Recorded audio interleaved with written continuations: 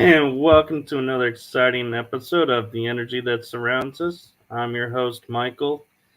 And tonight I have on our show a truly unique and awesome team and their founder that I think you all are going to really enjoy hearing about and everything. And so, without further ado, I have no other words but to say, welcome, Angela. Thank you. Thank you so much for having me. I have to say, it is amazing all that you do, and I can't even begin to sum up all that you do. So I'm going to let you introduce yourself and all the activities that you're into. Oh, absolutely. So, my name is Angela. I call myself the ghost host with the most. And at this point, it's because I'm doing a whole lot of stuff. We're editing, producing, filming, doing live investigations, and everything with the paranormal.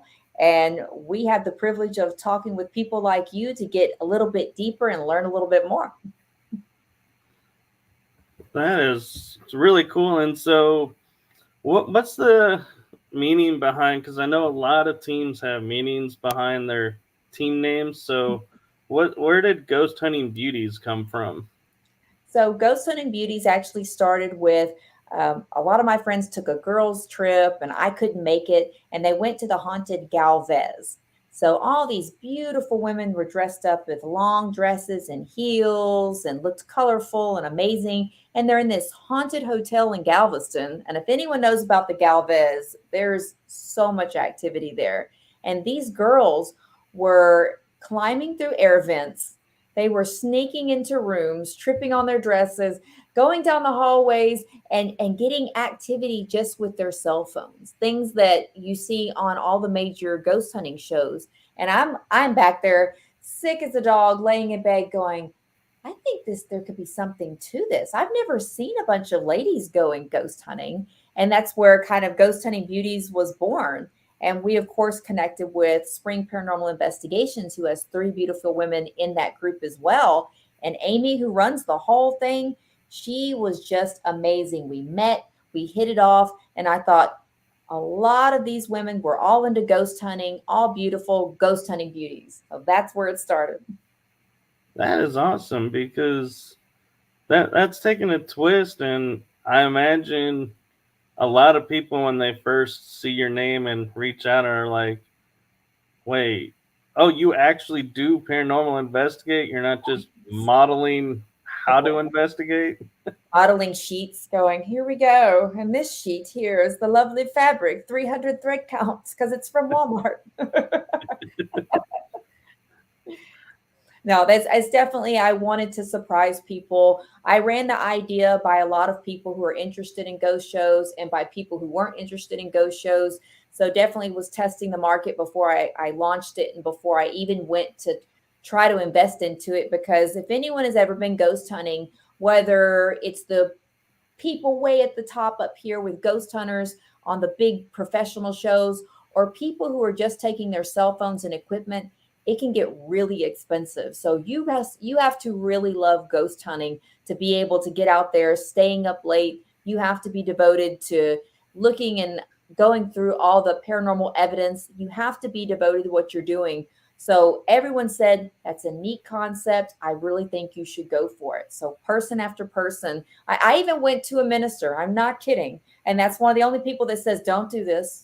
He goes, don't do this. He goes, I don't think you're ready for this. And I said, you know what? I said, I think I am. And we started doing investigations and sure enough, I mean, there have been things that shock and surprise me, but it's kind of a good shock because I'm going, oh man, because when you watch TV, you don't know what's real and not real. It's a television show. I can't say that what they heard is a spirit or not a spirit. And when you're there and you're actually filming and you start hearing things, you go, oh no no no no no, that's not us. I was like, what was that? So you really start to become a believer. I mean, we've taken skeptics to believers in just one night.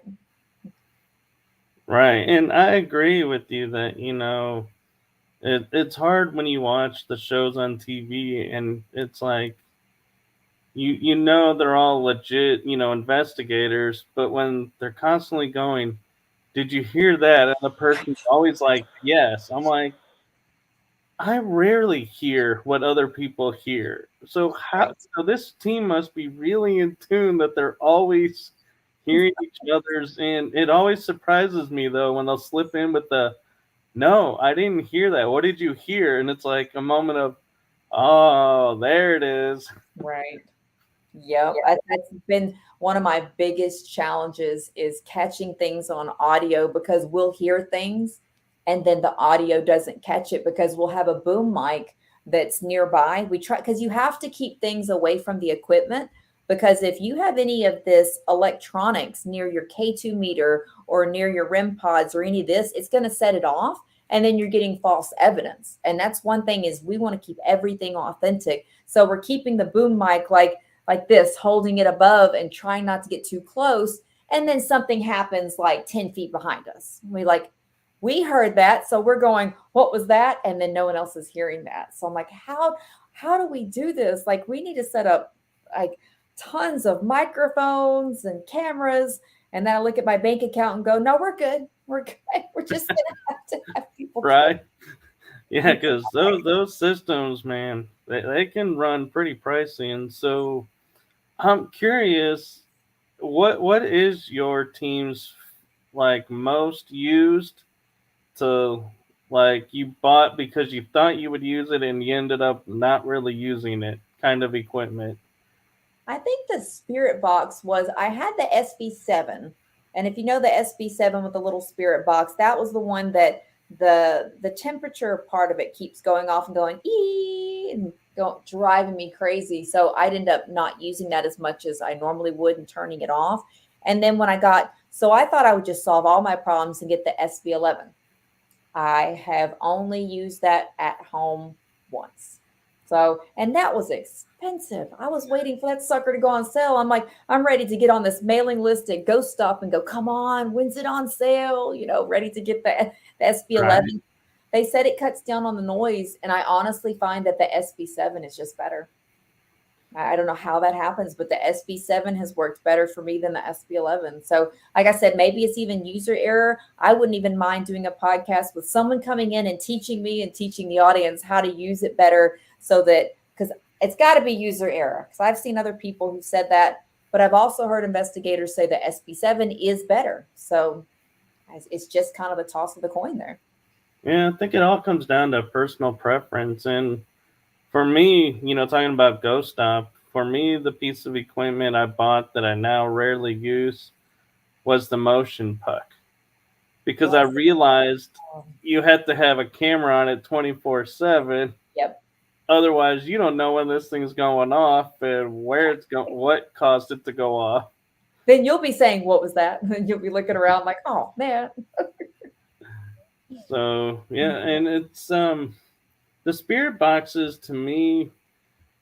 I know a lot of people can deal with the static noise and hear over the static. To me, I just hear the static. It's like people go, "Oh, did you hear this or that?" I'm like, I just heard static. Right. I, It's I, I don't know how different. people differentiate the static from the Right. other stuff I did a coming through. TikTok doing one of those. I did a TikTok when I first got the SB7. And when I was sitting there, I couldn't differentiate a lot of it. But when I went back on the replay, you could hear it clearly. And especially with some of those, if you slow it down, like we filmed at Hotel Icon.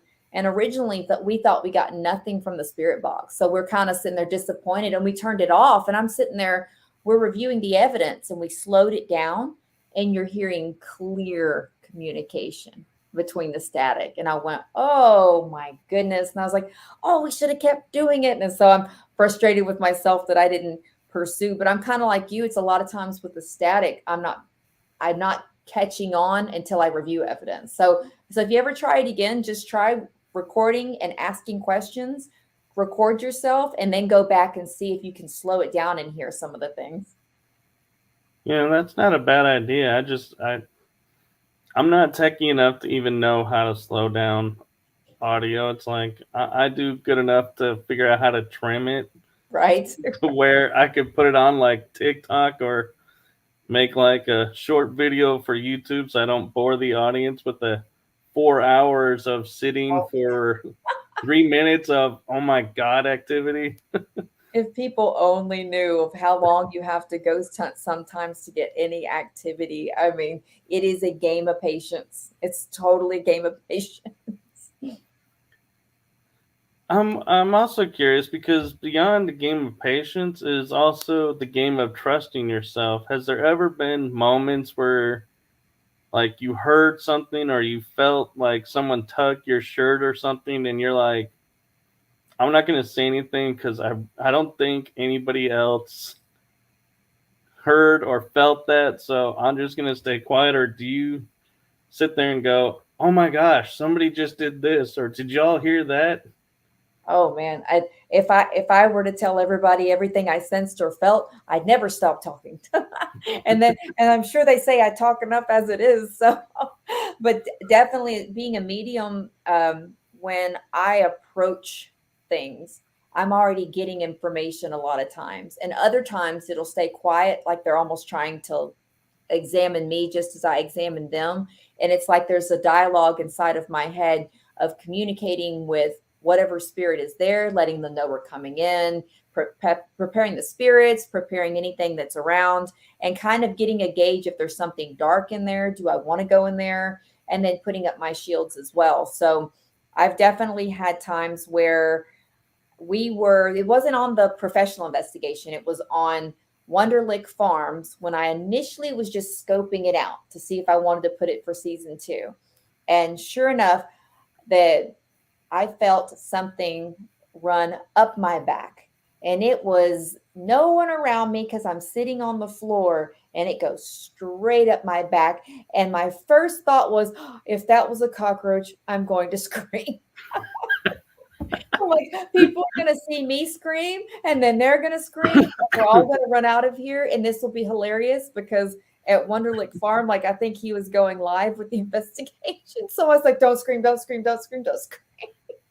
So I didn't say anything, and then I waited till a little later, and I said, "Yeah, something touched my back." And then he looked at me, and I said, "Dude, I thought it was a roach. Leave me alone."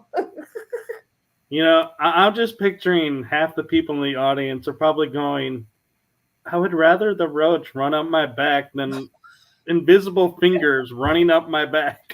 I would much rather the invisible fingers because roaches are right there. It's like that's where I draw the line. Roaches and I'm not terrified of spiders, but I don't want them on me. Like if I see a spider right now, I don't go over and kill it. Usually we're softies. I'll transport outside and go, okay, you have to live too. Cockroach, I'm like, all bets are off. You're a trespasser, and now you must die. I like how you're definitive. You're like, you must die, not a, you're gonna die. It's Yeah, a, you you must. must. 100%, 100% execution style, especially leave his body there on a little toothpick so the other roaches know, don't come here. Wow, she's getting all Dracula style now. I did that with a wasp one year because it stung my daughter. So she was so upset thinking that there was always going to be a wasp that came after her. She's autistic. So when there's a stimulus that's negative, they think that stimulus will keep repeating in a negative way. So what I did was I said, "Don't worry, I've got you covered." And I put that wasp on a little stick and stuck it in between the pieces of wood. And I said, "They'll never come here now." And sure enough, they really didn't. So maybe there's something to it, like a scarecrow. I mean, they put scarecrows and the crows don't come. That's true. So maybe it worked. I mean, but she was so happy, like she was smiling and she's like, "Ha, see that?" when she walked next to it. I'm like, "Oh no, I'm raising a child that's way too similar to me. This is bad." Not a good thing. I was just about to say, do you take her on investigations with you? I haven't yet. Amy from SPI has let me know that there are a lot of dangers if people are not trained to go on to investigations, that she needs to start with haunted tours, which she's done. She needs training, she needs education, and being so young and being autistic, that a lot of times from what she's told me that they might target her. Something dark may see that as a weakness and may target her. And it's one of those that I don't know what to think of that yet, but she has said she wants to come on an investigation. So probably by season 2, once that she gets a lot more training, a lot more experience, then I'll probably take her at least on one and see how she does, because she doesn't get scared by much. I mean, she's a lot like me that, I mean, she's more scared of cockroaches and that's it. I mean, everything else, she's sitting there. If she found a snake, she's picking it up, walking with it. Like, as a kid, she had no fear of anything. I raised her to be brave. Oh, that's not a bad thing. And I gotta say, I agree with the, careful where you take people to, and that there are some things that, are difficult to deal with. But at the same time, though, I always crack up when I hear people say, "Oh, I'm gonna wait until we get to a lightly haunted location, and that'll be my introduction." And I'm like, What's it you like? do realize there really aren't any lightly haunted, because some of the things may not be there that day, and then when you come back saying, "Oh yeah, this will be easy and light," and who was missing that day is going to be there, and they're going to be like, "Oh, I'm going to make you eat those words." Right. Lightly haunted. I'm like, what is lightly haunted? Like suddenly spirits go, oh, it's kind of like they say the quiet zone in the hospital. There's always something going, I don't know. No, there's no lightly haunted. Right. That I'm I curious, are you one of those that likes to go into cemeteries and check them out, or are you like, nope, let the dead rest? 100% since I was this high, and then I never grew, but that's I'm 5'2", I'm sure. No, I was, so interesting story. My family has property that we go hunting, and we've had that property for many, many, many years up in the Centerville, Buffalo area.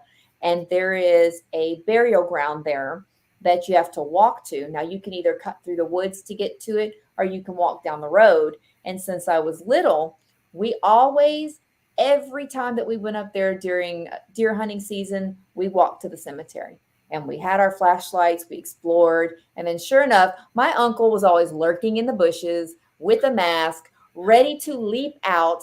I mean, he would go so far as to bury himself on the path with leaves and jump out and get you. Like, you didn't know when it was going to happen. People would be screaming through the woods in the middle of the night. So this is how I grew up. This is why I'm here ghost hunting, all this young childhood trauma. But I would laugh. I thought it was the greatest thing ever. And especially, how else are you supposed to learn about history? When you're a little bitty kid, we didn't have YouTube like this. We didn't have, you know, anything but our history books. So me, I'm looking at graves going, oh, that's interesting. And oh, that's pretty cool. And learning about that. So that's part of how I grew up in cemeteries. And sure enough, I started becoming the one scaring the family members on the trip. So a lot of fun, a lot of fun. I like cemeteries. To me, it's where I feel, and it's going to sound really strange. I'm not gothic by any means, even though I'm wearing black hair. I feel cemeteries are peaceful. That's the one place when I investigate, I feel like it's peaceful. I don't feel a whole lot of bad energy. I really feel like they're resting. And not to say some cemeteries may not have some energy, because Martha's Chapel Cemetery, Demons Road, has some negative stuff there. And that's because people are conjuring things, not because the cemetery is bad. It's the people that come there. I'm definitely more fearful of the living than I am the dead. Right. And so I'm kind of curious, do you are you one of those that when you're investigating, and I don't mean this in a negative way towards any groups or anything, but are you one of those that does rituals to raise the energy and bring up energy, so you're like, so spirit can come forward? Or do you just go in and you're like, what happens happens, we're not messing with what's living here? Usually I kind of just go in. I talk to them beforehand, usually a day before. I'm usually communicating with spirits, letting them know we're coming, we're going to be respectful. If anyone wants to talk, this is going to be your day to do so. A lot of other paranormal teams will do their stuff the day before as well, from what I've seen, and even the week before, depending on what kind of cases they take on. And with us, I do the day before. And when I go in, it's kind of okay, well, I'm here, and they're either going to talk to me or not talk to me. In my head, I'm saying prayers sometimes if I feel like something's going to be dark or negative, but I say only positive energy. And then there are times I say they can use my energy if they need to communicate. But I haven't developed any rituals so far. I know that does work for some people, and maybe in the future, if that's something that helps the spirits or gets more activity, that's something I'd be open to for sure. Yeah, I would just be cautious about saying to spirit, use my energy. Right, Because I'll be honest, doing Reiki, even the number one rule we're taught with Reiki is don't use your own energy. right, Let it flow through you. The universe has plenty. So you might want to rethink when right. you're going to a location going, hey guys, I got full battery. Let's go. Hey, if they're not draining me, they're draining my actual batteries, and then I'm really in trouble. Which we had an entire episode wiped out. Like, we went to Demons Road initially, the whole thing got wiped out. We went home, they wiped our cards, they wiped everything. Nothing would come out of those cameras. And I even took my cell phone and stood back when they were filming at some point, because we're usually in teams and split off different places so that we can gather the energy and it's better for time. But when we had finished up early, I walked up and I videoed that camera videoing. So I thought, oh, this will be neat to show people on TikTok and social media what we're doing. Oh, we're filming, and I'll show them. And I'm far enough back to not interfere with anything. So I proved that it wasn't a user error. The camera was recording, and then two other cameras are recording. So what are the odds of all of the cameras, everything wiped, every card, everything? One camera, one card I get, not the whole thing. And I'm telling you, when I say I cried, I screamed, I was so mad because I'm like, look, I was like, I told y'all you could use my energy and you just took my cameras and my stuff. So I was so frustrated, but at the same time, maybe they were just using the energy, or maybe they just didn't want to be seen. And I have to respect that. I mean, there's people, if you're filming with your phone, that may not want to be seen. So maybe it's the same in the spirit world. I would venture to say so because it is rather unique that they would wipe the card in the camera Mhm. because I wouldn't even know how to do that without mistakenly, and you can't even mistakenly do that because it's like a multi-step process to Right. delete what's on the card unless you go to format, but even that is like a step or two. So it's not like you just accidentally bumped a button and you're like, oh no, I just deleted everything. Right. And they've done it more than once. They've done it on like a one camera and one card. So with that, I'm going, because I was sitting there thinking what's wrong with my equipment. I mean, I emailed Ghost Stop. I was going, is this even possible? And they go, do you know how often we get that? I went, really? They go, oh yeah.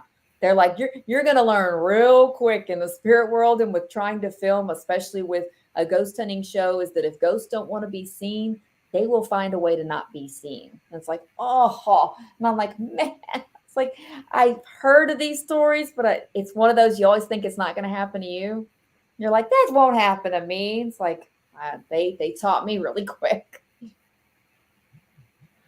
So I'm kind of curious to backtrack a little bit. Is you mentioned being a medium, and I did catch that. That didn't go over my head. I was just going with the conversation, and so I want to take a moment back, and I'm curious. Did your mediumship develop as a child growing up, or did it really start when you started paranormal investigating and you realized, oh, I can make contact Mhm. with the spirits and all of that? So, how did your mediumship begin? Mine began when I was very little. So I didn't know what a medium was, though. So it took many, many, many, many, many years for television shows and books and different things to explain what it was, because I just thought I was a weirdo.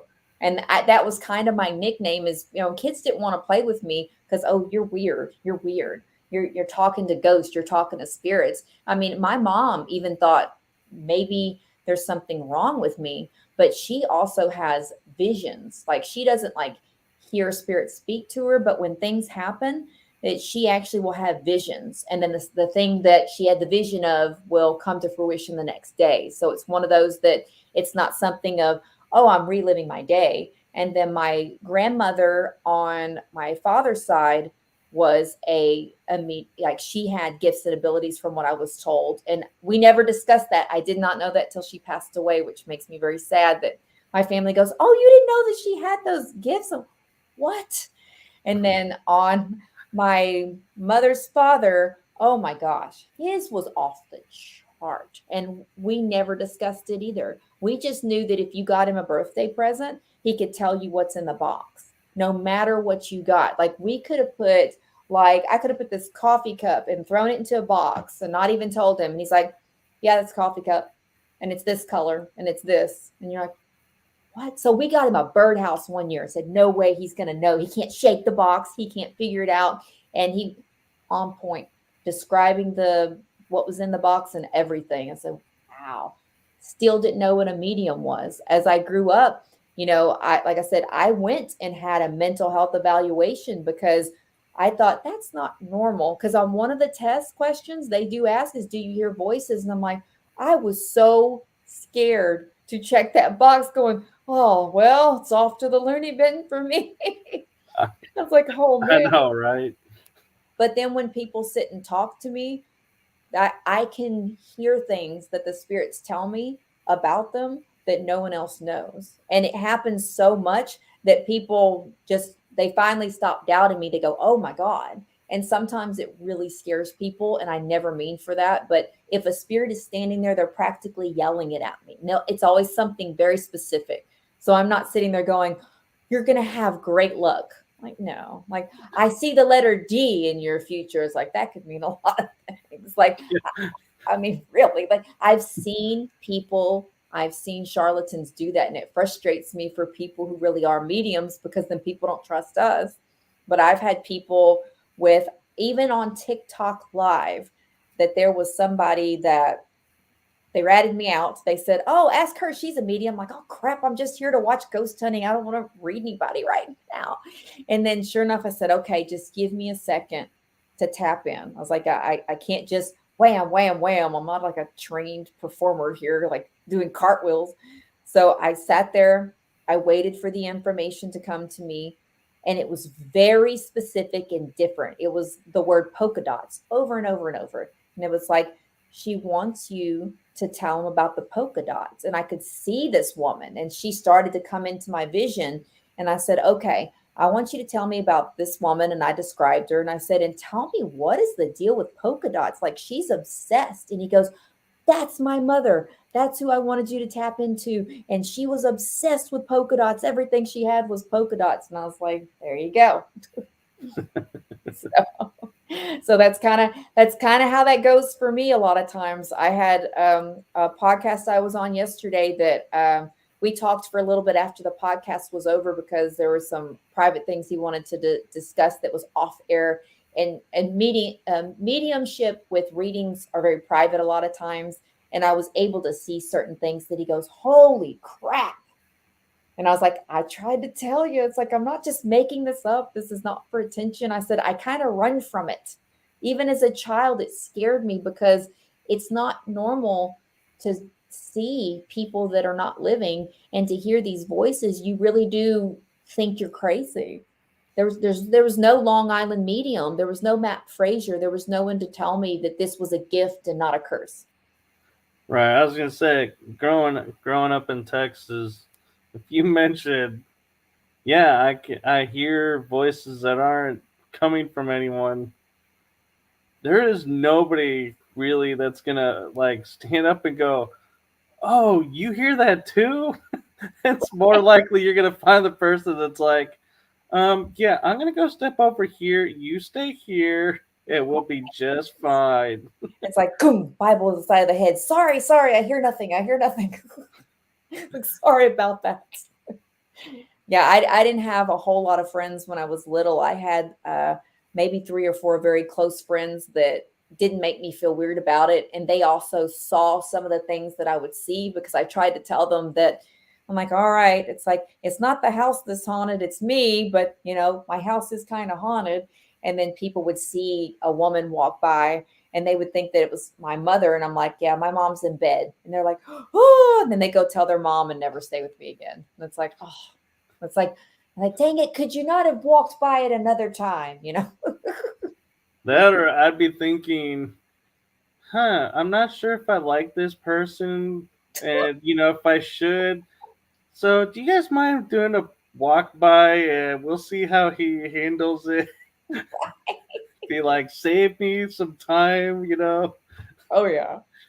We used to put handprints on the mirror and then other handprints would appear. And that was one thing that scared people. I was like, you want to see something cool? Like, I thought all this stuff was kind of neat at first because I was like, oh, these things don't happen to everybody. They'll love me. It's like I can almost pull magic tricks, but it's not me, it's spirits doing this stuff. And they would see it and then they would go tell their parents that I practice witchcraft. And then I'm like, what did I do that was witchcraft? I was like, I didn't make those other handprints come up there. And I would just, oh my God, I would cry myself to sleep and just go, I have no friends. And mom goes, well, you're a weirdo. That's my level of comfort from my mom's like, sorry, you're kind of a weird kid. Yeah. And what's funny about that is in October we do Texas Scaregrounds is a haunted house, and when it's not running as a haunted house the rest of the year, you can paranormal investigate the location because it is haunted. But one of the signs that the lady, her name is Shauna Anderson, Mhm. put up is she goes, "These weirdos are my tribe." I was like, I saw Oh, that. I was like, I finally have a home. oh, I love that. I love that. I'm telling you, I mean, you got to find people with similar interests. That's why when I did start the ghost hunting show, the the girls, the models that came in were interested in it. So then it made me feel like, oh, like models can be anybody could be interested in this. And then they told me about their own experiences. And so by going on the show, it's helped them conquer some of their fears. And then with having professionals come in and then tell me you're not alone, you're not crazy. They even have Lynette on the show. She's also a medium. And so she was basically, it's kind of like I found someone with the same gifts and I go, oh my God, we're hearing the same things on investigations. So it's finally someone I go, do you see that over there? She's like, yep. And so we'll start like back and forth, kind of checking each other. I go, 7 years old. She'll go, blonde hair. And I'm like, black shoes. And she goes, is she smiling right now? And then we go, oh crap. Ghost kids scare the crap out of me, especially your intro. I'm going, oh, like I'm trying not to do this with the ghost kid. Yeah, spirit kids are unique because half the time they are legitimately spirit kids, and half the time it's something else that's like, oh, they'll grab it, they'll let me hang out because I'm a kid. I'm like, oh, It's like, no, you're not. I'm like, oh, all I think about is Chucky. I think about that look. Now they've got new Chucky. I'm like, what is this? I saw the preview and I went, the doll is scarier when you're not sitting there animating the whole thing. I'm like, I'm not watching this. I was like, I'm going back to the OG Chucky where they did his face and it's creepy. Bride of Chucky was just great because it was just, oh my God. I know. I was like, Chucky was doing so good that he actually got a woman. Right. I was like, man, he's got himself a lady. I loved it because I loved her look too. I was like, oh, Yeah. loved her. I was glad they didn't go to the extreme of going now the child of Chucky. I was like, okay, that'd be too far. Oh my gosh, that would not shock. See, now that you said that, someone's going to hear this and they're like, that's a great idea. And we're going to have Child of Chucky. Never should have said that. Your Child of Chucky. Chucky's kid. Well, and watch it be like what was the Munsters where it'll be the normal one. They'll Yes. be like Chucky's like trying to turn him sadistic, and he's like, "But Dad, why?" It's like He'll come out, he won't even have red hair. they'll be like all normal, like Cabbage Patch looking. Right. Oh man. I was like, they're ruining all these scary movies. I did see The Pope's Exorcist though. That was, I'll admit, that was pretty good. Because I don't normally sit and watch a lot of horror because some of the focus on horror I feel is like gore. And I don't like a lot of gore. Like life is already so traumatic as it is with, I mean, we live in Houston, people shoot each other all the time. Like we have, I think, just about, if not already, surpassed Chicago with the murder rate. So I'm like, I don't want to see gore. What I want to see is stuff that's going to make me think and things that are really cool. So The Pope's Exorcist was really neat because that kid, I don't know if you've seen it yet, but man, 2 seconds into the show, that kid's in the back seat. I said, oh, he's about to get possessed. It's going to be great. Well, I had I didn't get a chance to see it in theaters, and I'm waiting for it to come on TV. Mhm. But I did have the unique opportunity of on one of my shows had an actual exorcist on, and he said that movie is the closest to factual a movie has ever been Wow. of what they do. Mm, And I was like, "Are you serious?" He's like, "That movie's legit." man. And I was like, "Man, if an exorcist is saying this movie is legit, it's like that's scary." I had an exorcist that reached out and found me recently. So we are in talks currently. So currently, and I had to research him because at first I had just seen the Pope's Exorcist. So I'm going, I look on my LinkedIn of all places, and I'm like, that's an exorcist. I went, am I being punked? I was like, is this somebody with a fake profile? They're messing with me right now. Because I had just said I want to talk to an exorcist and get more stories because Amy from SPI on our show, she has performed exorcisms. So she has given me some of the background of what happens and even on my podcast went through what they dealt with, but a lot of those are such very private cases. And this guy like reached out to me and then I was on a podcast, a couple of days ago and then we know the same exorcist. I went, are you kidding me? I was like, what is happening? It's like, I got to call this guy back and have a conversation. But it terrifies me. It's the one thing besides Ghost Kids that absolutely terrifies me is the exorcism stuff. So if you've seen all this stuff, have you seen an exorcism yet? Have you witnessed all that?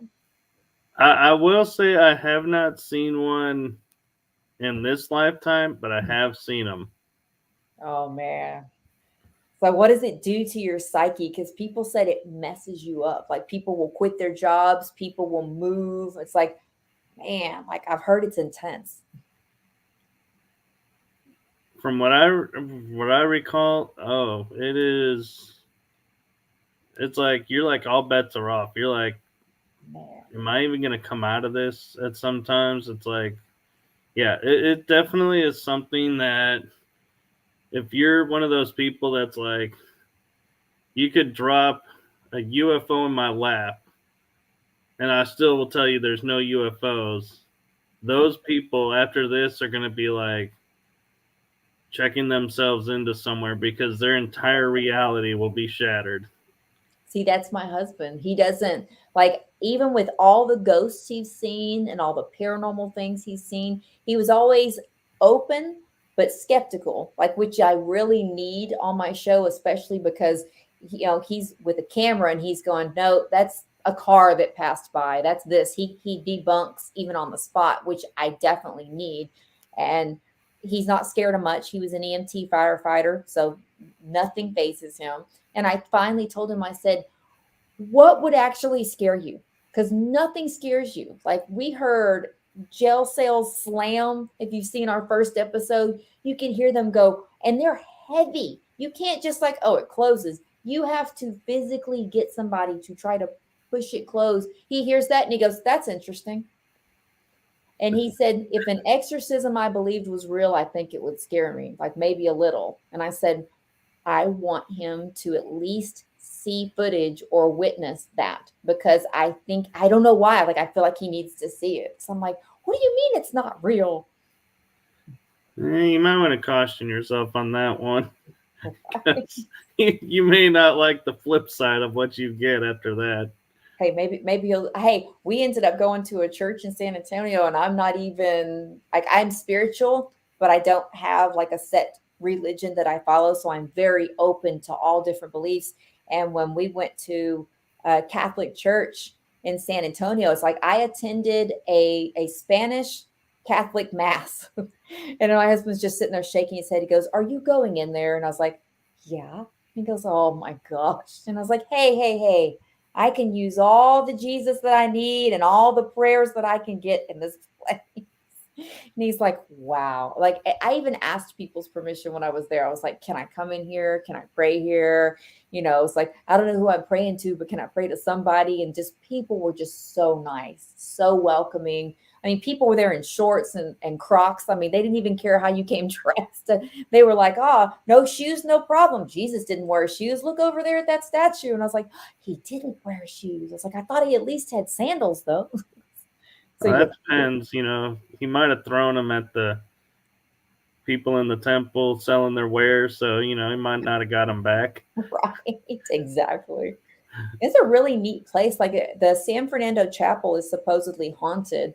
And so I'm going to go back and put my footage together and put that on TikTok as well. It'll be my editing skills, so it's not going to look as cool as when my husband does our show. So I hope people don't look at my TikTok and go, "That's not like the show," because Yeah. his editing far surpasses mine. I'm usually on my cell phone putting pieces together, putting music together, trying to figure out like how things flow. Like there's a lot of psychology that goes into it. And I love history. History fascinates me, and haunted history is my favorite thing. Well, being in Houston by Galveston, you are pretty much in the hotbed of history.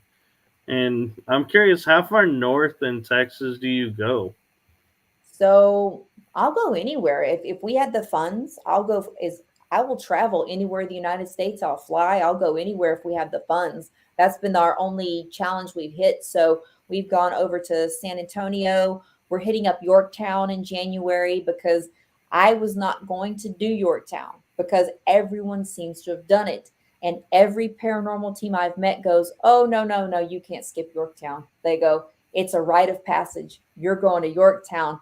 So I had a spirit session and I had my cat balls, I had my REM pod, and I didn't get any activity. So I thought, "Oh, no one wants to talk to me." I forget that they're on.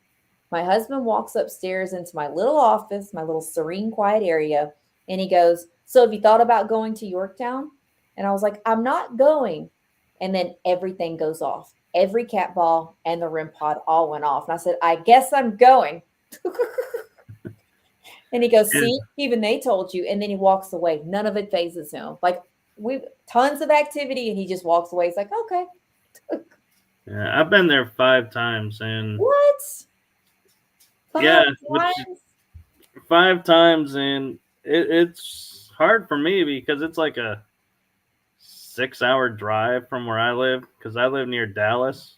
Oh, wow. And so, yeah, I got to drive down to Austin and just north of San Antonio to veer off towards Yorktown. And I didn't realize the first few times when I was at Yorktown, it's like being a history major, it's funny how the mind works. Is I'm like, I go to Yorktown and I'm like, I'm passing signs for like Goliad and Gonzalez. And I'm like, okay.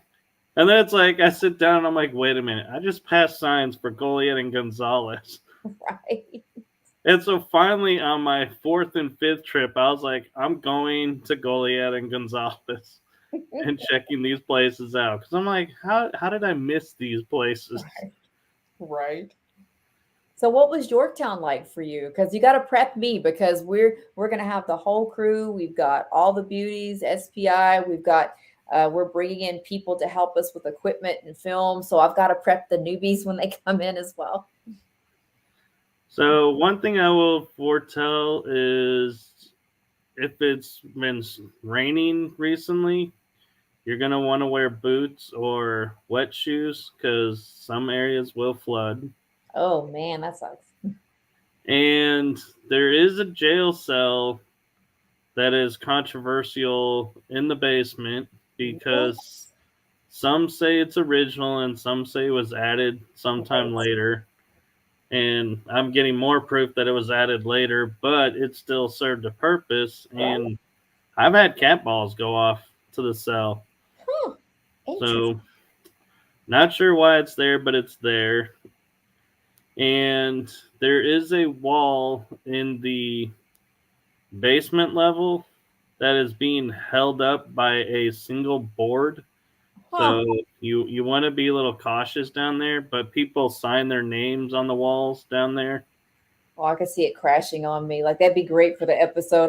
Oh, here we go. Oh crap. I'm never asked back to work out again.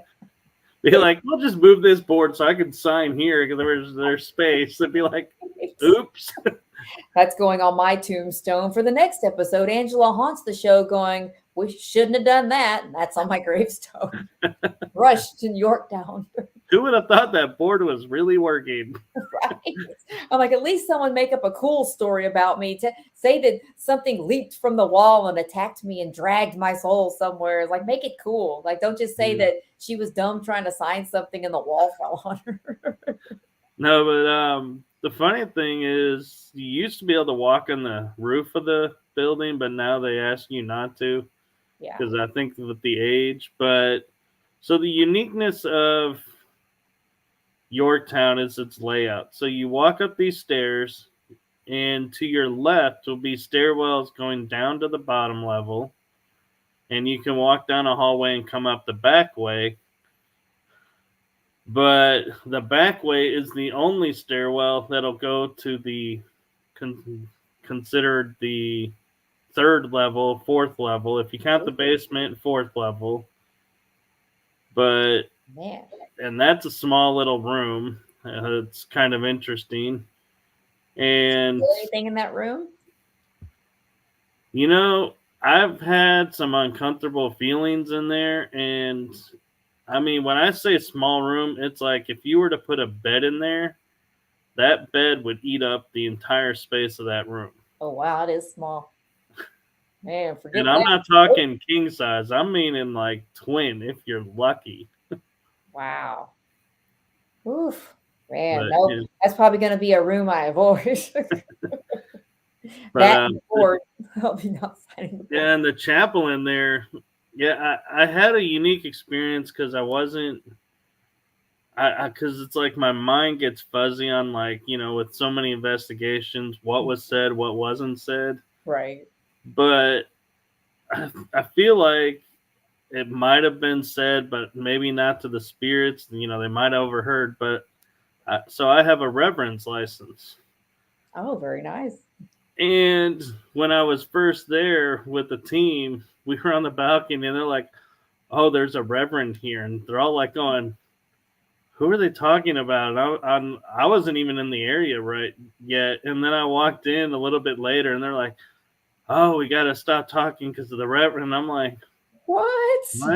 And they're like, they knew you were coming. I was like, who knew? What are you talking about? Wow. How many people did you have with you? I think at that time it was two separate teams. And so I think it was one team of like 5, I think, if I'm remembering right. And the team I started with, which I think it was like 4 of us. And it was an interesting that was my first investigation, actually. With So the you went team. hardcore.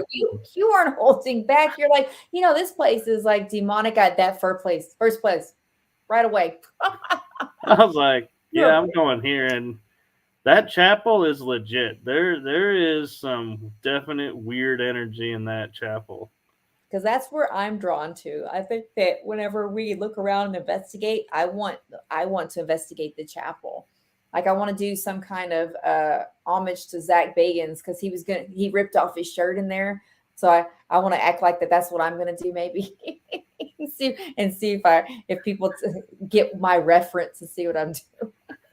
Which, if they're watching this, then they'll know what I'm doing when I do that. And No, so actually, I have I was laughing thinking your viewership's gonna go up, right and it's the probably wrong. not the paranormal fans are gonna be like watching, going, "Oh my god, she's gonna do this," and it's like, um, no, that's not the point of the experiment, No, and you were not paying attention to what was going on.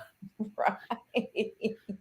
Because the interesting part is, see, I have tattoos on my neck and my back and my shoulders. So that's whenever he said, "You're not going to like this tattoo," I'm sitting there going, "Oh, I hope they like my tattoos."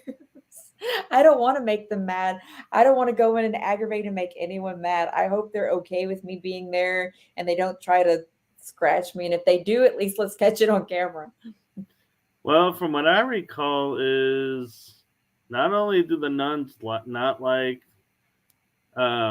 tattoos, but they especially don't like them on females. Oh, crap. So you're like gonna be like the coup de grace of them of going, Man. oh, if anyone's gonna ramp us up, here she comes. Man. Oh, that's why I said that if they see my tattoos, I'm done for. I'm not going to hide them because I know they're going to see them. So I'll be like, but it's going to be January and cold. So maybe I'll have like a scarf. We'll go with the scarf and a cross under my scarf that I'm going to be holding on to. In No, Hotel Icon, I was holding on to that cross for dear life.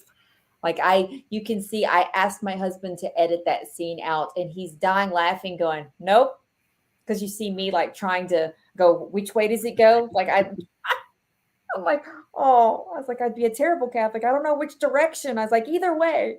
And the thing he didn't capture on camera because we were exhausted. We had been there for since I think lunchtime all the way till it was 3 and 4 in the morning till when everyone left, and then it was till 6 in the morning. So we didn't stop going. And I was convinced he was possessed because he was getting mean. And I was like, so I would put the cross up and go, I was like, "Do you worship Satan?" And he's like, "Look, no." And I was like, "See," he growled. And I'm just walking around with that cross, looking at people going, "Are you sure you're not possessed?" And then I'm holding it around the corner. Every corner I went to, I stuck the cross out before I crossed in. And the ladies are just dying laughing. I said, "Look, I'm tired, I'm scared, and I don't think this is in here."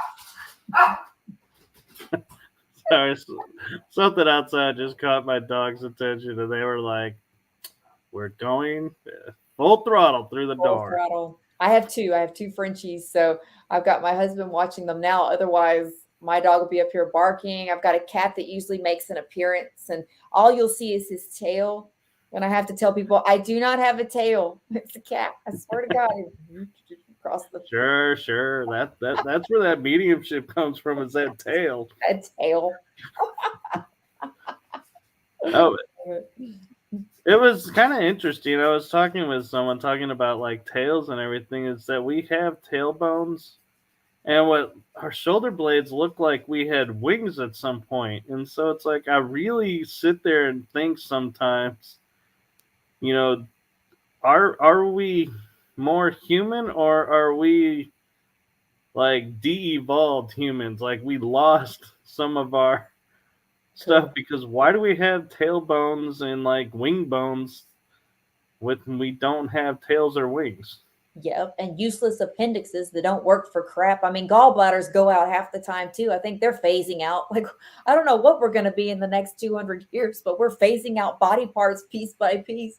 There went the tail, there went the wings, there goes the appendix, and next up is the gallbladder because everyone I know is losing those too. I was like, good Lord, what's next? So true.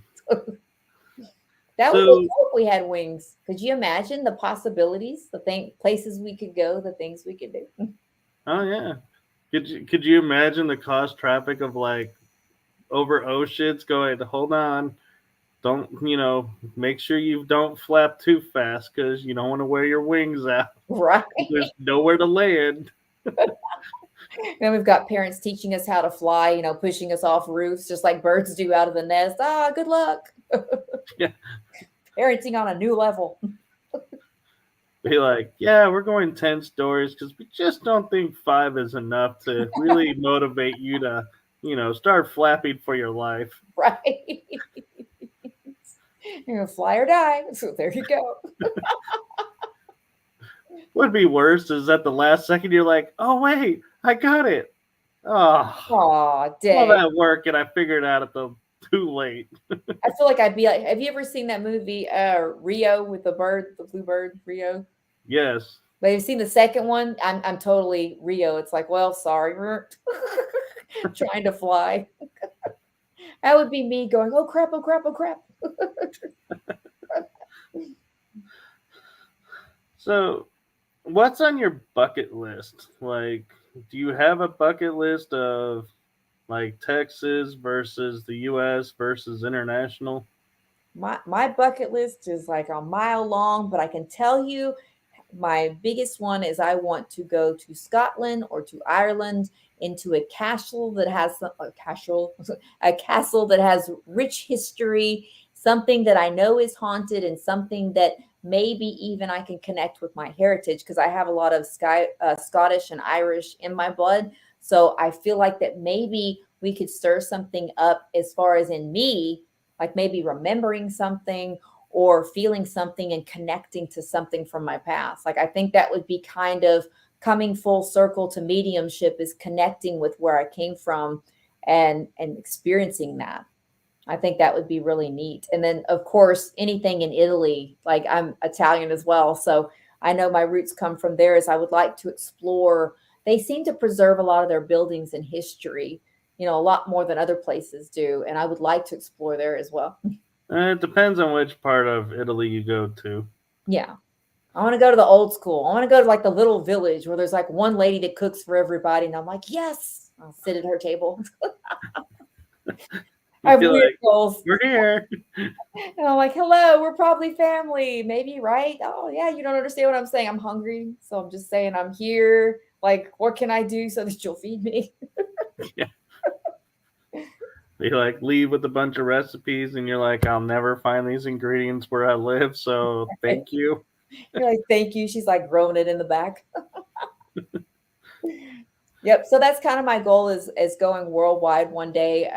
Texas is where we're at now due to budget constraints, and the team is all from Texas. Well, they're not from Texas, but they're all living in Texas currently. So we all try to stay in close enough proximity. But I mean, I would like to take the show to haunted New Orleans, haunted Vegas, haunted Maine, and like hit up places that are hot spots and explore there for sure and then take it worldwide because if I could do that then I would be so happy to teach the history. I mean, we don't get to experience a lot of that stuff. I'd like to go to some new places too that no one's been, but that's always risky. Right. And so I'm kind of curious with your niche being more around the show. Do you get offers from other teams or people saying, hey, I have a location. Would you like to investigate with us? Or are you more of, well, because we have the production team and the show, we really can't have other people on the show? Right. That I have had a few offers. A lot of times, since it's all female, sometimes men want to come in, and I have to go. Oh, it's an all female show. It's like, but if they have a team or a show, or even just want me to come out to investigate with them, then absolutely, I would go out there and I would guest on their show or their series and be part of it if they wanted to. But for our show, we keep it with all women, and it's usually all pre-planned with production because we have to get permission to go to locations. We generally have to pay a lot of times to reserve those locations because it takes several days to get some of the extra footage. Like the investigation is just one day, so it's overnight, so you can't do that. But we've even thought about expanding investigations to 2 nights so that we can give it more time. But it's everybody's got such crazy schedules. So definitely I'm open to joining other teams to help out and to be on their shows. But for our show, we have to keep it with the way it is. We are interviewing 2 new girls that want to be on our show. So we've got one that's already signed on. So we are super excited to introduce her at some point and make sure that she's still good to go. And then we have two other ladies that we're talking to that are potential for the future because we would like to see more people coming in and more people experiencing this with us because it's so fun, so exciting. Yeah. I gotta admit, I feel a little crushed right now because I was like, man, I have a couple places I'm like, that would be really cool for your team. And it's like, I'm always the one doing the touring and going, Right. but if you can't do it, it's like, well, that kind of takes the fun out of it. I know, right? Right. That's kind of been the challenge so far. If we had more of grants or donations or a budget, we'd be able to be so much more flexible because we really would like to be able to go to more locations. We've had offers for different places and we just don't have the money to fly the six people that's on the show plus anybody that's going to be willing to hold cameras and do this. Then we have to pay for hotel rooms. It's held us back. So we're hoping that eventually maybe the Discovery Channel or Travel Channel or somebody, even an angel investor will come and go, this is cool. And someone could help with us to do those things because we really do want to be more flexible. We really do. Like I would love to go to so many places. I mean, I have people send me lists and I go, I want to go so bad. It's like I want to see more things. Like it's we have so long between tapings and investigating that I end up sneaking on ghost tours, like doing my own little investigation, and then somebody will spot me and go, "I know who you are." It's, oh crap! I was like, "How do you know that our show hasn't launched yet?" And now it's launched, so I hope that people will recognize me and maybe we'll have adventures together, like the Paranormal Fest in San Antonio. That was so fun. There were people investigating the Victoria Black Swan Inn as we sat there, and I didn't have to wait for a film crew. I didn't have to fix myself up too much, and I was just sitting there investigating what I love to do. So I really had a blast. It's like, oh good, no pressure right now. Yeah, and what's interesting is, you know how you mentioned Ireland, wanting to go to Ireland? Mhm. I have a really awesome friend who is from Ireland, and she has a question for you. Oh, very cool. She said, "Can I ask what got you into the paranormal?" That was back to my childhood with spirits talking to me. That's where it started because, like I said, I didn't know if I was crazy or what was going on, but I saw ghosts as a kid. I could communicate with them. I had them even come into my body and use me to communicate to people when we were kids. Like I said, kids did not want to be my friends. I was a weirdo, but I didn't know that it was labeled paranormal. I just knew that it was interesting and I felt like myself when I was doing those things. When I was going places and communicating with spirits, I felt comfortable. So that's kind of got me into the paranormal. And of course, R.L. Stein, the Goosebumps. I'm telling you, I think I had every one of those books. I, thank you so much. That's been. I said, oh, we got another question. We got another question. Let's see, what's been your favorite place to investigate so far? What Which is, is? Let's see, which is the most place you've seen felt paranormal activity? See, I my think they were meant to say, which is the most active place you'd seen. which is the most active place? Oh man, Old Town Spring really is one of the most active places. They have regular ghost tours there, and the One Brothers, the Hanging Tree. Those places really are. That's one of the most active places that I've ever been. One of my favorite places was the old Lavaca County Jail, and I've been there twice now, and I was like, I'm feeling like a regular here, and the ladies there being so welcoming, that was incredible. Like you couldn't meet two cooler people. I mean, these people were just like, oh, come on back. And I mean, you feel like you're hanging out with your family. They're just so cool. Yeah, I'm kind of curious because I don't like talking about, kids so much because I know a lot of parents are protective and everything. But I'm curious, have you picked up on, or do you sense that maybe she has some gifts that she inherited from you, with your family line having so many gifts in it? Absolutely. On our season one, episode one, that's one of my first stories, is with my daughter talking to spirits as a kid. And it's interesting because I could put my ear to the door and I could hear the spirit talking to her. And it wasn't a voice I recognized because it was my grandmother, but I had never met that grandmother. That was my mom's mom. She passed away 2 or 3 years before I was born. So I guess she was connecting with my daughter, and I used to get calls from school from her where I like put her on the phone and she goes, Mom, these kids won't leave me alone. So I'm thinking she's being bullied. And she's like, No, no, no, Mom, not the alive kids, the dead kids. And I'm like, Oh my God. And so my instinct is not to go, there's no dead kids you're talking to. That's when you suppress people's gifts and abilities, when you doubt them, make them doubt themselves. So I told her, I said, here's what you do. You tell them, I'm at school right now. We'll talk another time. If you need some help, come to me later.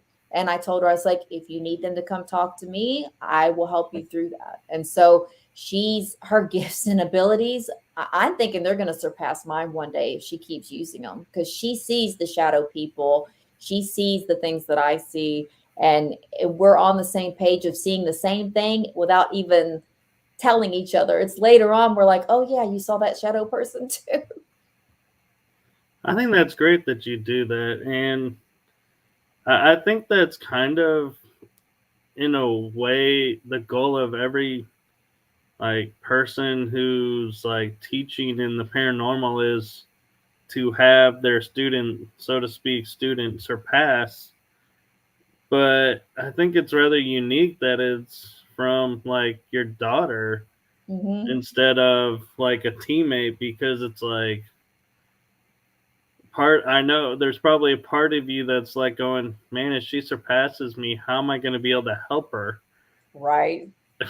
Definitely. I think because I've never suppressed her either. With me, my mother didn't ever necessarily suppress me, but she just said I was a weirdo, and hello, hi Matt. Like my mother always just said that I was a weirdo. And I think sometimes as a kid, you don't want to be the weird kid. Like I was already a redheaded kid, so I really got picked on. Redheaded kid with freckles. So I got picked on a lot. And then it didn't help when I couldn't see and I had to get the thickest glasses you could possibly imagine on a human being. So then I'm sitting there, redheaded, freckles, huge thick glasses, and I talked to ghosts. I mean, I didn't stand a chance for being popular or making friends. I really didn't. And look at us now. We're becoming the popular ones. Right there we go. Woohoo.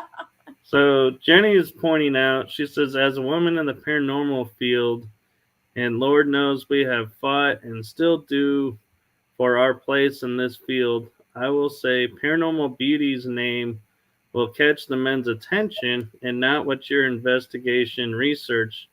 Do you have any evidence, audio, hard evidence to back you up?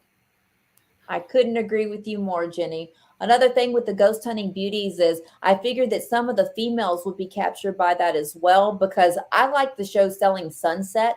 It's because these women just like on Selling Sunset, they look so incredible and they're selling these multi-million dollar homes, and they're doing these incredible things. So I'm hoping that a lot of women will catch on to that as well and appreciate that you can still fix your hair and makeup and be in heels and go ghost hunting if you want to, or you can dress down and do it that way too. It just gives kind of another field. But as far as evidence and everything goes, we absolutely have all the evidence to back us up. We have the evidence that's on our show, which you'll see. But I always feel that people will be skeptical around that, which they always should. But we do have evidence there. And on our TikTok channel, if you ever hop on there, we do TikTok lives to where none of it is produced. None of it is planned half the time.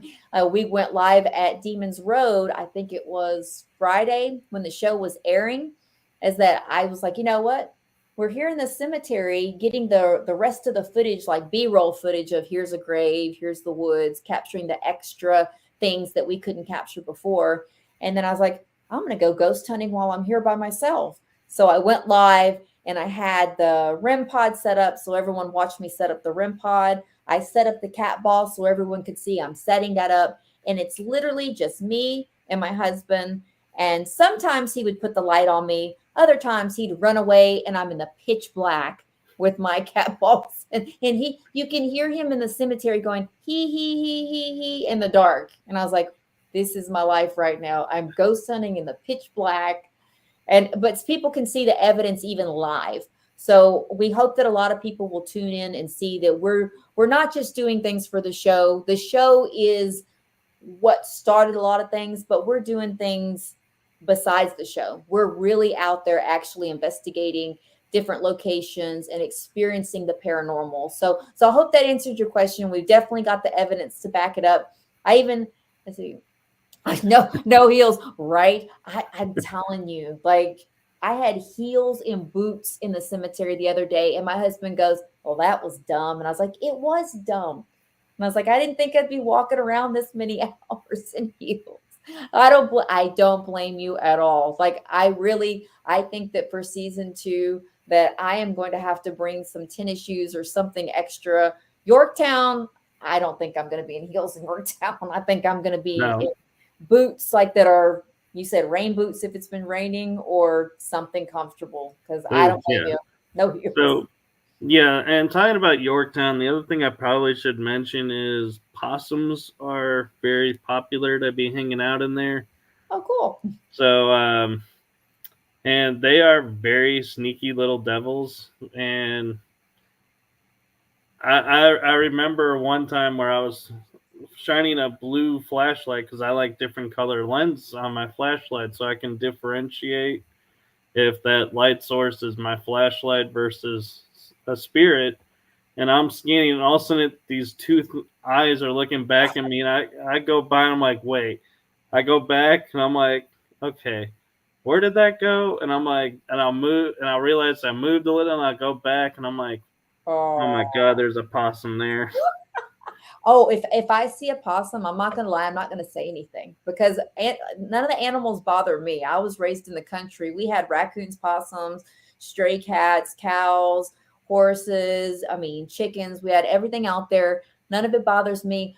But if I see a possum, I'm just gonna send the girls to go walking towards it.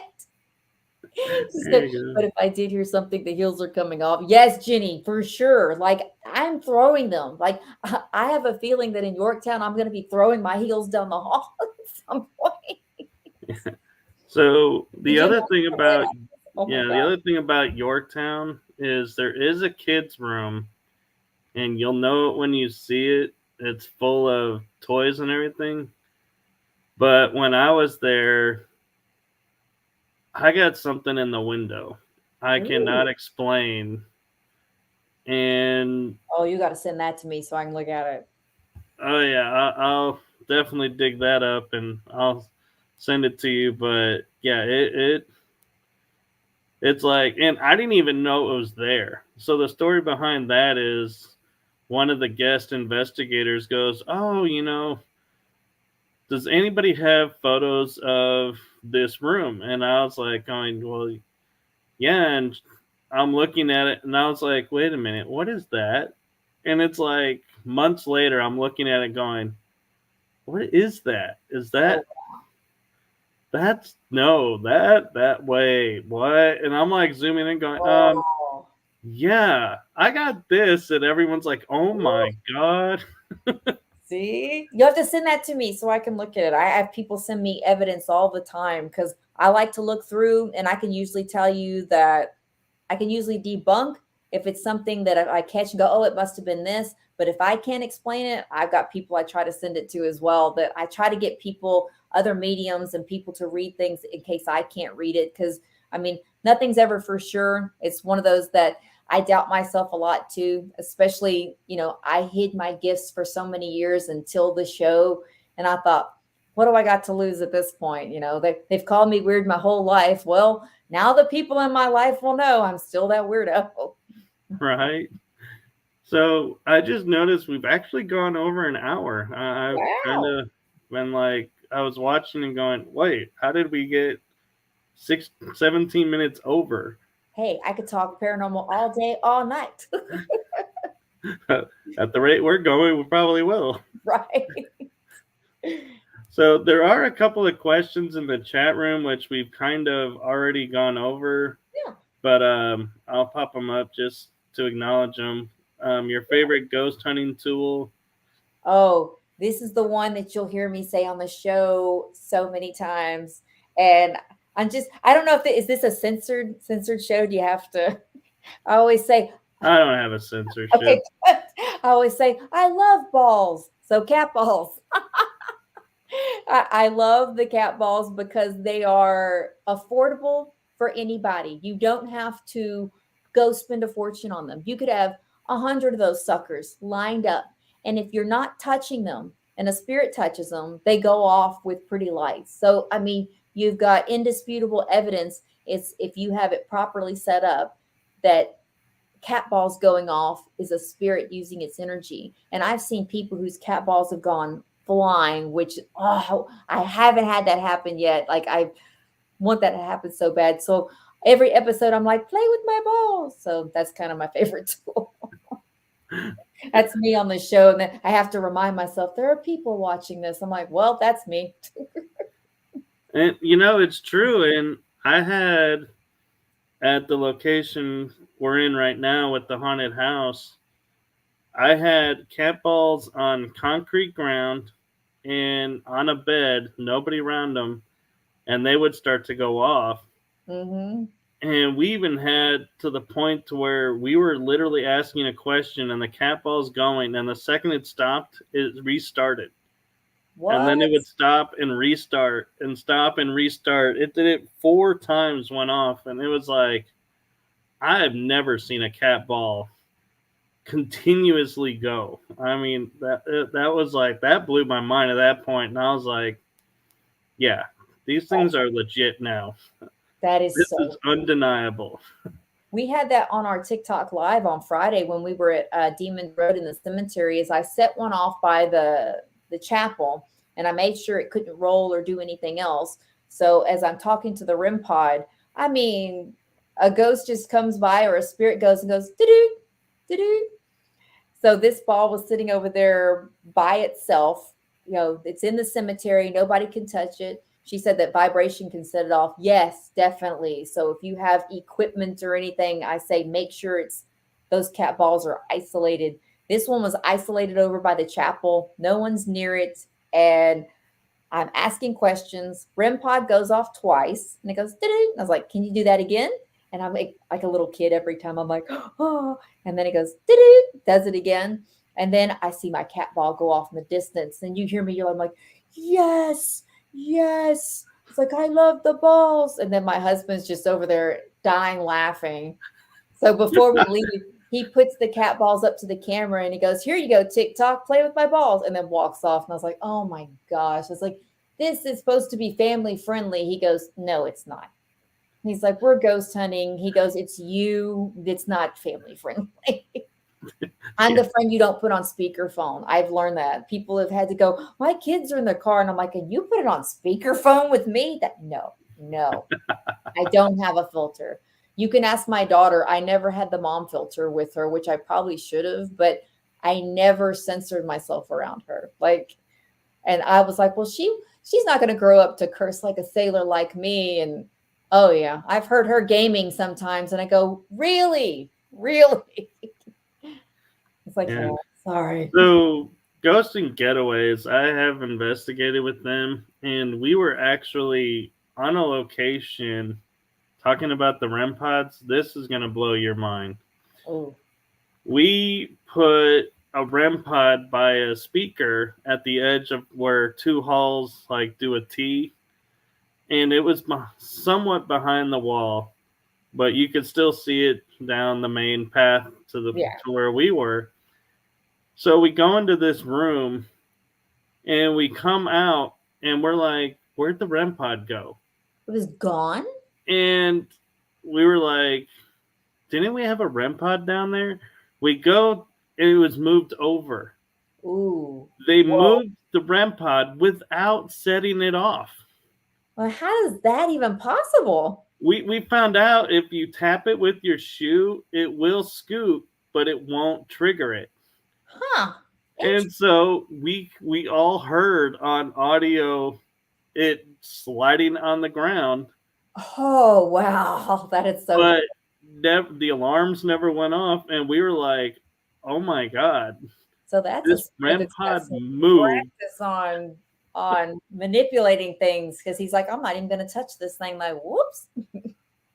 Wow, that is freaky. I would really love to capture evidence like that. Like, I'm really hoping that, like I said, with season 2, that we up our game because we've got more microphones, we've got more cameras, and I'm really hoping to capture more evidence because that's the whole show is that we have our dynamic with the beauties and the SPI girls, but I really love the history. That's the number one thing. And I really want to capture something that nobody's ever captured before. Like that's my hopes is that we capture something, flying across or something happening, if a spirit wants to do that. Like not flying to hit me in the head because that would be terrible, but I really want to show this stuff. I really want people who don't believe in this to open their minds and open their hearts to the paranormal, that you don't have to be deemed a paranormal type of person.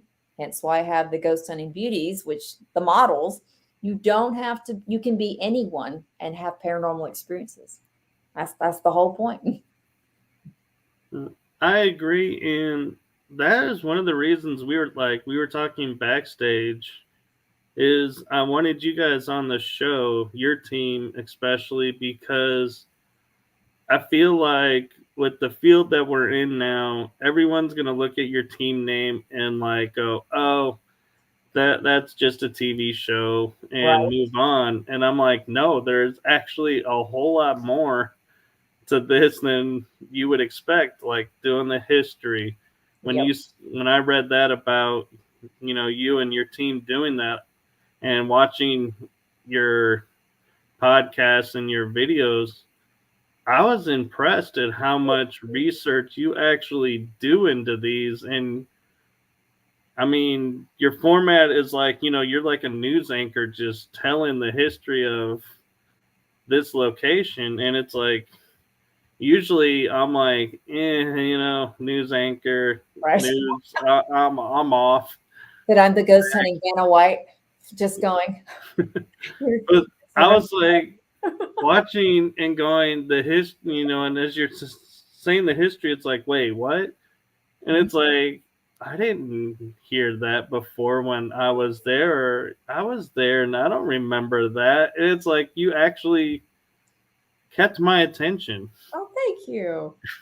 That's what we're hoping to do because and I like to interview people who have been to places like you telling me about your experience at Yorktown because see, someone had just recently mentioned the basement, but I haven't heard about this jail cell thing. So now I'm prepared for that. So we work with the Houston Historical Society as well, who have now decided to open the doors for us. They have contacted us after finding our show and has said that any historical aspect of Houston or buildings that other people don't have access to, they will grant us access because we definitely focus on the history first and then we go into education. So it's like history, mystery, education.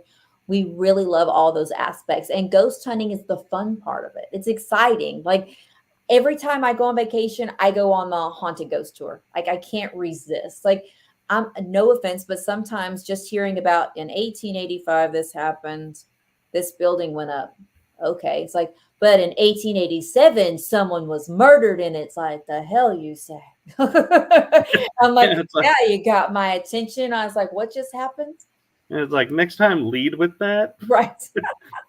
So that's why I know that people are interested because history, if anyone knows that, like you said, you have an extensive background with history. History is dirty, gritty, secrets, so many things. And if I can uncover a lot of that through researching and then spirits, because spirits don't ever hide stuff, generally, the spirits are going to be very forthcoming with telling me something. Now we know that so and so was murdered here and it was by so and so, and we're learning things. So kind of like mixing in a little bit of true crime with it as well. Like I have And a that whole episode I haven't aired yet, and I can't air, but it's I'm looking to do a part two into it, and I was considering one of the spirits we contacted was murdered in this place. And I know the person, like not personally, God help us, I know who the person is who murdered him. And the spirit had a message for him. I would like to go into the prison and deliver that message to him. And I don't know how that's going to go. I have been cautioned against it, but I don't know any ghost hunter that's done it. Because I mean, what he's given me a message to give to him, I wouldn't mind going to the prison and go, well, I have some questions that weren't brought up in your case, and the spirit brought it up for me. We're not in the court right now. Can you tell me what that means? And maybe have him clarify some things too. that would be amazing. It's never been done. And so Anthony Sabelos just joined us. He's with the Wraith Hunters. They're actually out of Houston, or not Houston, San Antonio. Don't hit Very me, Anthony. cool. He's Don't hit me. That's cool. Like I said, we had a blast in San Antonio. We've got more places that we're going to put up with haunted history in San Antonio. We are looking forward to coming back to Yorktown, and I'd love to come back and I'd love to do a whole season with San Antonio. So one thing I would recommend with you is with Yorktown is with history, because we're in Texas. Mm-hmm. Not far from Yorktown is Cost, where the first shots of the Texas Revolution were fired. Oh, And wow. it's an open field on the right, and on the left is a house. So I recommend, staying to the right. Mm-hmm. And, you can, and they have all these placards leading up to the site, and like a little flag with a little plaque that says this is where the first shots were fired. Whoa. And Gonzales has a lot of cool little places around. Yeah. But the other one that's close to there is Goliad, which has Vannon's burial site, and La Bahia, which is, I walked that. I didn't get there in time to go inside, but I walked around, and that was intense. Man. And I could feel a lot. You could feel it. Oh, yeah.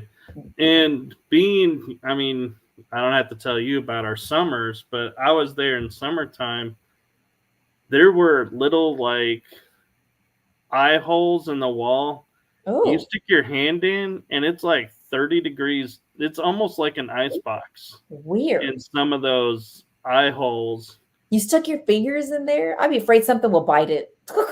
Well, you could go all the way through. They were like literally like where the riflemen would fire from if you were to attack the fort. Yeah. Or the mission. And I know, concrete cools and doesn't heat up, but this was a drastic, and it wasn't every single one. So I was like, that drew my attention, and some of the history that they have up there drew my attention. And so I think that those are a couple of places that you might want to hit up while you're there, because I don't know if you're like me, where if I'm driving far, I want to get as many places as I can while I'm out there.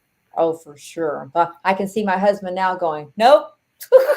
Like going, we got this much time and we got to film. And that's usually him. We're doing 3 days, because the first day should be interviews, like interviewing. So I want other people who have these experiences telling the history, because I don't want it to just be like my face there telling history. I want them to tell their experiences. Like at the jail, we had the ladies there telling their history, and that, especially they go, oh, I could have listened to them for days. Their stories were just fantastic.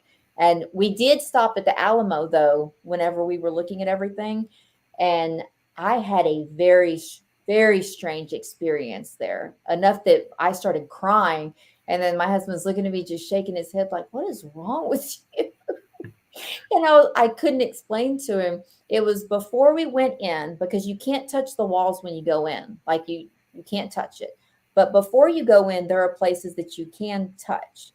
And I don't know what part it was that I had touched. And I saw a different time and place.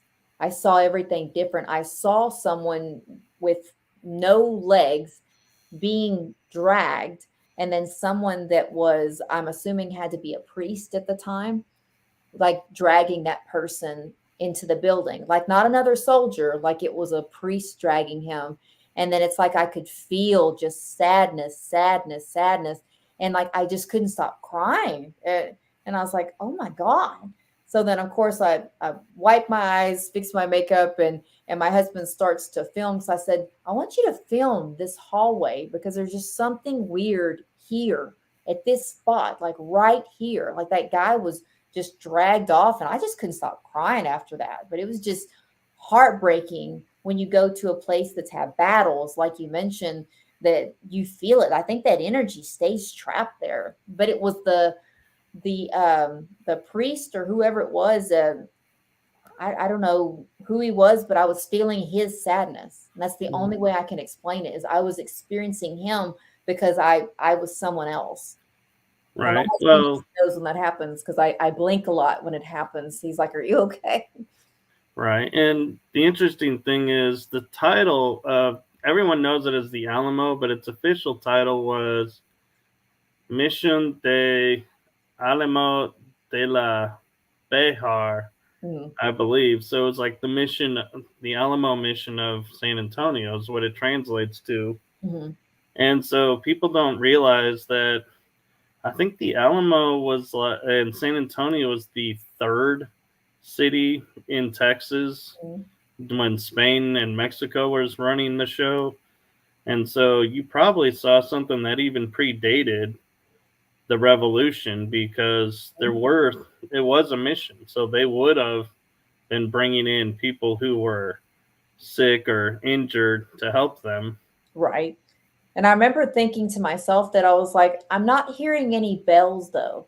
And I was like, don't they have a bell? Why am I not hearing bells? That kept sticking with my head. So I actually found a worker there and asked them. They said they didn't complete it in time for a bell. She goes, so there were no bells being rung. And I went, that makes sense. I said, because why can't I hear a bell? I like my brain is telling me and my logic is telling me that during battle and at missionaries, they usually have bells. And she goes, nope, they didn't complete it in time. I was like, interesting. So I was like, that makes sense. Mhm. So it kind of lended to the validity of the experience I was having at the time. And it's not a lot of people I tell this stuff to, but that's why I said I'm glad that we're here with, you know, paranormal people that understand and people who are interested in this stuff. Because otherwise, like I said, it sounds crazy. It's like, gee, I was a different person. Like I was an older man. I had to have been a missionary, but I'm seeing this other man dragging this body, and I couldn't stop crying. I mean, I've seen a billion war shows and I don't sit and cry the whole time. I mean, this is Right. like experiencing what he experienced. So this will kind of warp your mind a little bit too. Is the Alamo we see today isn't the Alamo of the Revolution. Right. The facade, that little nice little hump at the top that gives it its defining look. Yep. Didn't even have it. Yeah, it's like people don't realize it's two different color bricks, and Mhm. the reason is the bottom part is the 1860s, or not 1860s, but the 1840s and 30s, and the Union Army and Confederate Army in the Civil War put the front facade on to make Right. it look better and more formidable. And so it's like, yeah, there's actually two different wars that building has gone through. Exactly. That's why I really usually to channel things, I channel a lot through touch. And I needed to touch something there. And I was sitting there thinking, like I said, I doubt myself a lot of times and I'm like, I'm not gonna get anything. And I'm telling you, I was gone when I touched that one portion. And it wasn't like the main building because you can't touch the main building. And then when you go into another one, you can't touch that one. I made sure because I looked around, there's security guards. I'm like, can I touch this? And it was an older part, but you can't go inside and touch those, but you can feel it walking in there. Like I was seeing a different time and place. It was really, really upsetting. So I can't imagine living in those times back then when people experience that kind of stuff, seeing so much, death over and over, you know. Oh, I know. And Jenny is asking, where can I find your evidence of your research, your history, and the audio? And I did in the description put all of the links to everything that's Ghost Hunting Beauties. Mhm. But where would you recommend is the best place to find it? Like the top spot where you're like, yeah, this is my favorite place to put it. That would be on TikTok, as we have the where you'll see I have videos where I've gone live. I have videos to where I've recorded and playback audio. I even have one that I didn't get a chance to upload today because, I got a full time working with my other business, and I didn't have time to upload today's. But usually TikTok is the main place where I'll put any type of where you can hear audio, any type where you can see the things we've captured from the lives, because I'm a big fan of audio as well. That one I struggle with on some of the bigger ghost hunting shows is sometimes they'll hear something and then I don't hear it. But on a lot of the things we've gotten from the SB7, it's been really clear. And it kind of freaked me out because it was the first time I turned on the SB7. I have that one on TikTok to where you can see that. There we go. TikTok is where we have most of our evidence. That's where we have most of our paranormal enthusiasts too. We've met some of the coolest people on TikTok who've influenced us, who've taught us things. And I'm like I said, I think I told you this before we started the show, is that that's where that's kind of my guilty pleasure, is watching other people ghost hunt. And I'm sitting there going, oh, look out behind you. And it's like, oh, and sometimes if I sneak in on my personal profile and not my Ghost Hunting Beauty, so that people don't ask me too many questions, because I don't want it to. I had that happen by accident before. I was embarrassed. I went in on a TikTok live where they did an investigation, and someone goes, "Oh yeah, you're from the ghost hunting thing," and I went, "Oh." And they're like, "You're a medium too, right? So let me ask you a question." And 50 people, question after question after question after question after question, and they all tagged me. And then I felt terrible because then I couldn't even watch the ghost hunting.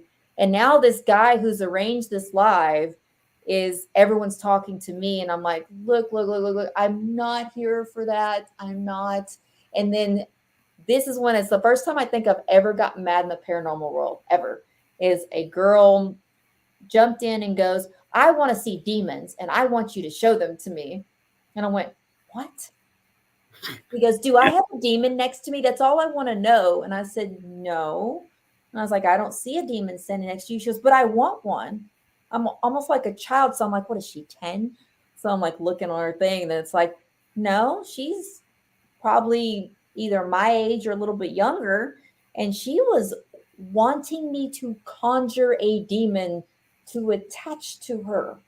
And I lost my temper in the chat, and it's the first time I've ever done that. I said, anyone who's ever stared evil in the face would never beg to see it again.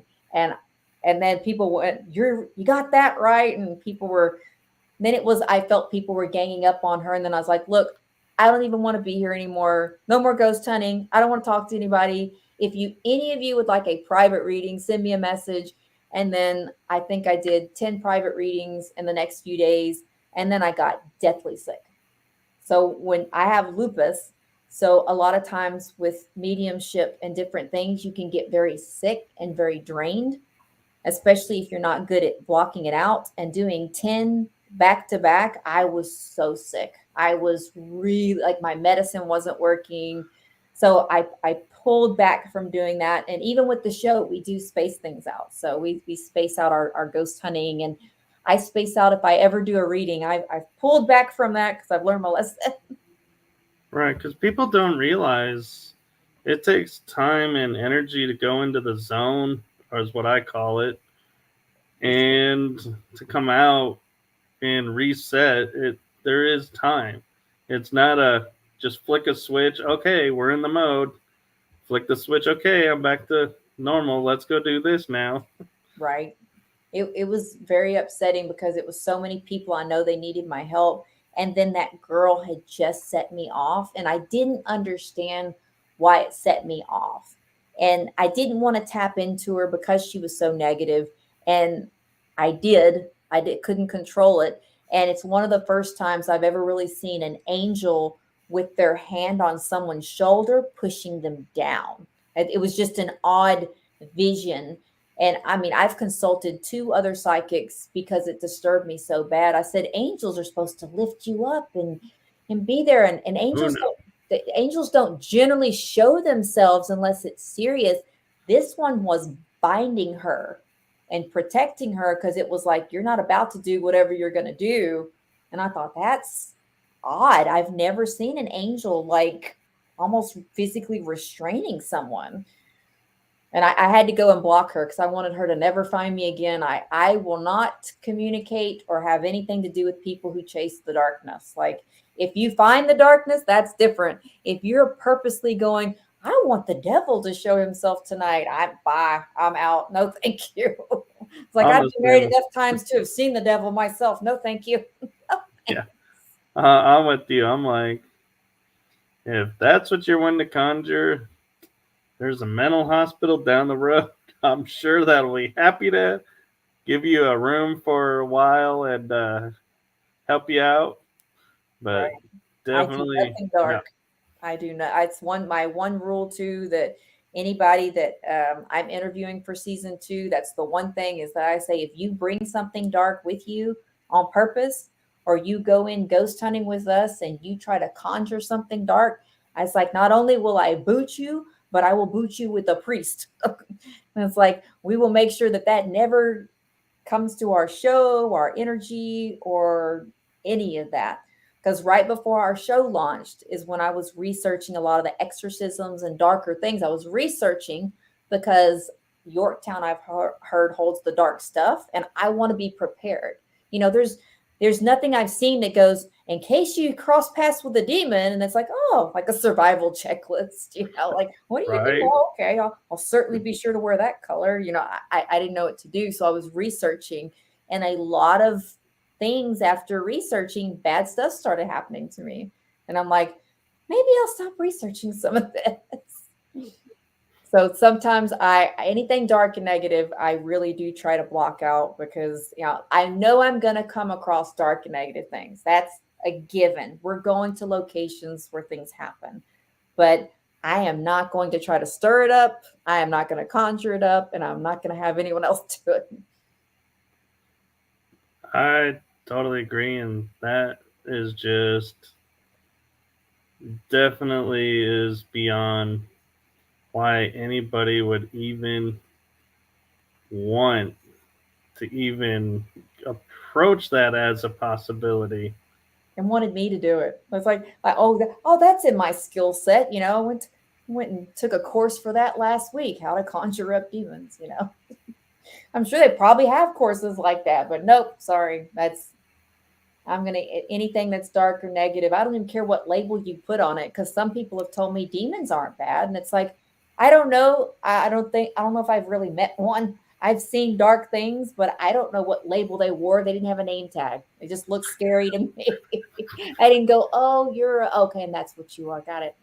What do you mean they didn't have their name tag on? Come on, what kind of demons are you coming across? Right.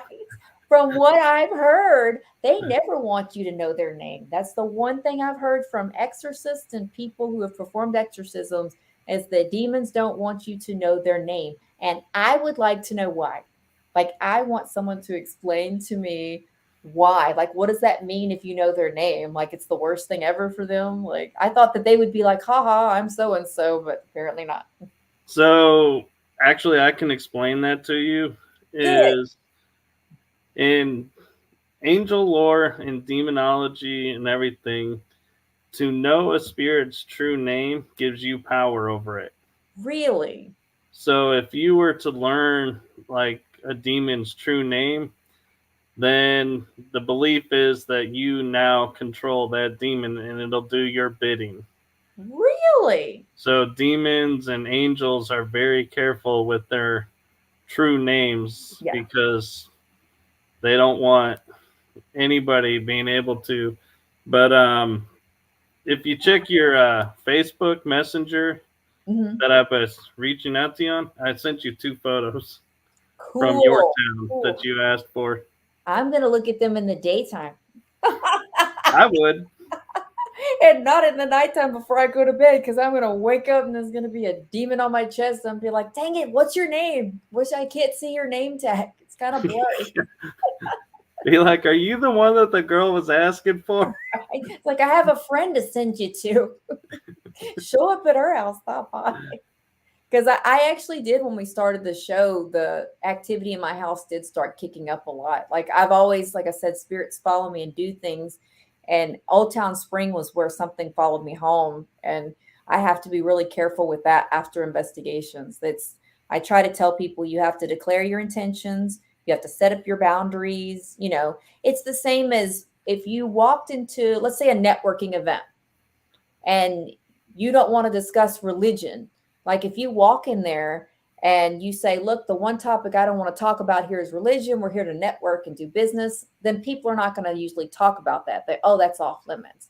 But if that one person goes, and by the way, I can't stand blah, blah, blah religion, then you're like, oh, you're thinking about it for days. That negative energy follows you home.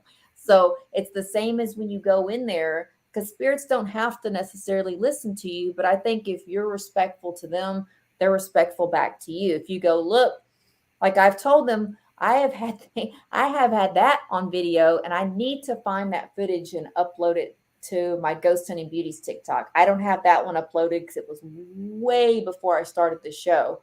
The last home I lived in, we had cereal boxes sitting up on top of the fridge, and I'm sitting there watching TV, and we do have a camera that's in our house. We believe in having cameras outside, and I had a camera that's in my living room. So you can see me watching TV and you see something fly across the kitchen off the top of the refrigerator. And I'm stand up. My first instinct was thinking my daughter threw something. And I go, what did you throw? And then she comes out and you hear her upstairs going, ma'am. And I said, what did you throw? She goes, I didn't throw anything. I'm in my room. I'm like, did you drop something? She goes, no. So I go into the kitchen and I see the big cereal box is very far away from the fridge. So it didn't get like thrown downward. It just fell, or someone shut a door and it shook off. It launched across the kitchen. And that is on my home camera way before I started this show. We've had stuff happen here during podcasts. We were talking about exorcisms and the lights went zoop. I went, you're kidding me, right? And then Amy from SPI, she goes, I'm not here for you. And then I was like, man, really? We've had I've had that audio, kind of conversation a couple times. we've Being had like, I'm audio not here for you. We've had audio mess up. One of the podcasts we did, he had to come back and call me and said that half of the podcast got glitched. And it was when we were talking about the darker things. So I'm like, there's something to it, or these things wouldn't keep happening. Like you don't have to be a believer. This is what I tell people. Like I have people that are a fan of the show that absolutely don't believe in what we're doing. They're hardcore skeptics. And they're like, are we allowed to watch and criticize? I said, absolutely. It's like, you don't need to just believe everything people tell you or hear. But I want you to try to be open-minded that there are things that happen to us that you can't explain. That's it. You can label it whatever you want to label it. Even there are things I don't know, like cryptids I'm learning about. Cryptids are new to me. We did a podcast on that. I'm learning about, I've asked people about the Bigfoot debate. We've done that. Things with angels. I go, is it something that's religious? Is it something are they aliens? Like I am very open-minded and I love hearing different beliefs. The only thing I don't tolerate on any of our channels is people coming in trying to criticize each other, like being spiteful, or Right, the someone drama. going, you're a liar and you're just evil, or people being like that's not welcome for our stuff at all. I can respect that. And I would like to talk more about that, but we are actually like 8 minutes away from 2 hours. Well, I told you we could go all night. Spooky season. So we will definitely have to have you back on and talk more Yes. about this. But unfortunately, we've run out of time, and it's like I'm like, man, I just getting to some more interesting topics, and I'm like, I want to keep going, but I can't. We'll do part 2. Definitely, I will be in touch to schedule that with you guys, and I want to thank you for coming on, and it was a real pleasure getting to know you and talk with you. And thank you to everyone in the chat room. If you have any other questions, we save them for the next episode, because I can guarantee you we are gonna have a second episode, because there's just too much that we're talking about to leave it at this point. Thank you so much, Michael, for having us. I mean, I really appreciate this. I mean, we feel it's an honor to sit here and talk to you, and especially to have audience come in and ask us questions is even cooler. I love it. I have an awesome audience. You do. You do. So we will be little housekeeping. So we'll be back next week with Joshua Lewis on the show. So stay tuned for that. And if wherever you are in the world, have yourself a great night, a great day, or a great afternoon, whichever it is, just make sure it's great. So we're going to say good night for now, and we'll see you on the next one. You have just listened to The Energy That Surrounds Us with your host, Michael Kopf. Be sure to tune in next week for our next episode.